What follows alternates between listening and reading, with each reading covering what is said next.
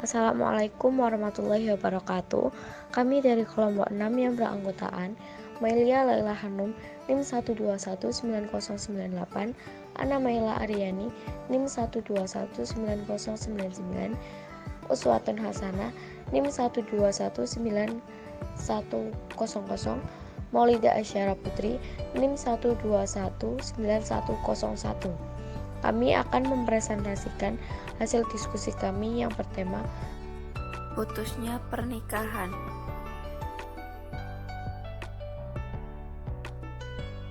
Talak. Talak menurut Imam Syafi'i ialah melepaskan ikatan perkawinan dengan lafaz talak atau menggunakan hak kepemilikan yang dimiliki oleh suami sekalipun tanpa sebab, atau melepaskan ikatan pernikahan dalam keadaan dan kondisi tertentu dengan lafaz talak atau semacamnya.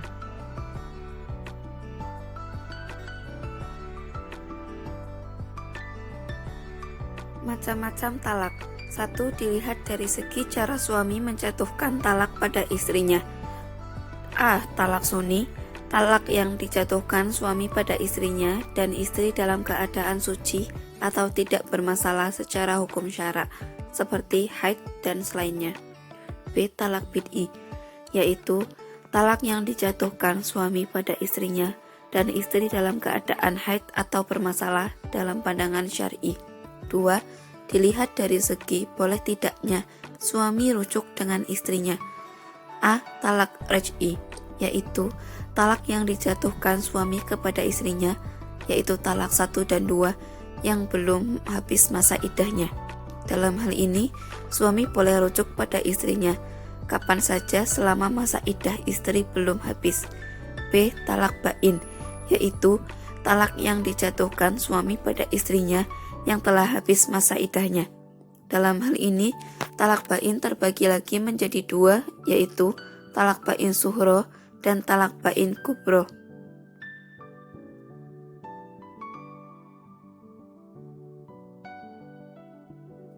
Selanjutnya, pembagian talak bain. 1. Talak bain suhro adalah talak yang dijatuhkan suami pada istrinya, yaitu talak 1 dan 2 yang telah habis masa iddahnya. Suami boleh rujuk lagi dengan istrinya, tetapi dengan akad dan mahar yang baru.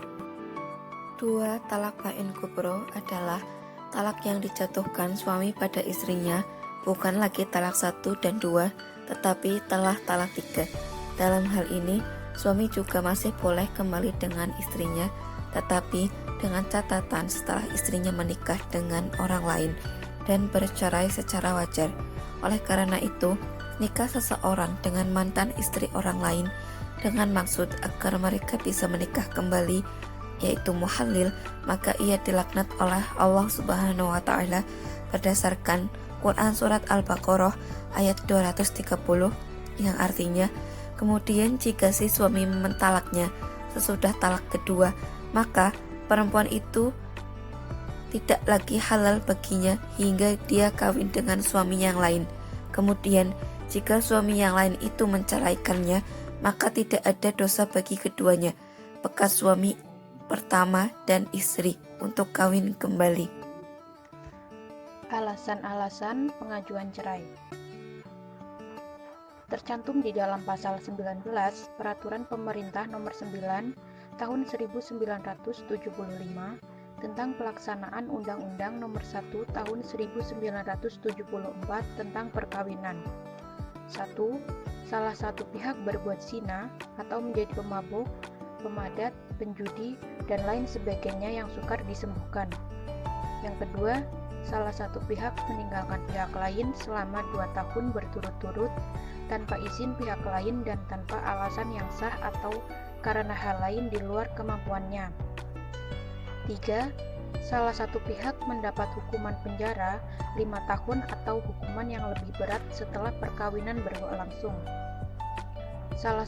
Yang keempat, salah satu pihak melakukan kekejaman atau penganiayaan berat yang membahayakan pihak yang lain. 5.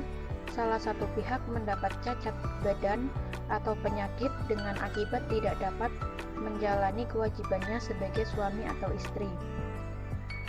6. antara suami dan istri terus-menerus terjadi perselisihan dan pertengkaran dan tidak ada harapan akan hidup rukun lagi dalam rumah tangga.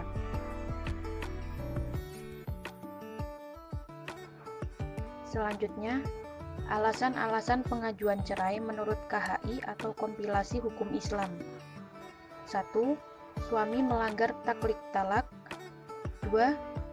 Peralihan agama atau murtad yang menyebabkan terjadinya ketidakrukunan dalam rumah tangga. Prosedur dan tata cara perceraian di pengadilan agama. Dokumen-dokumen yang dibutuhkan untuk proses perceraian antara lain 1. Kartu tanda penduduk dan kartu keluarga.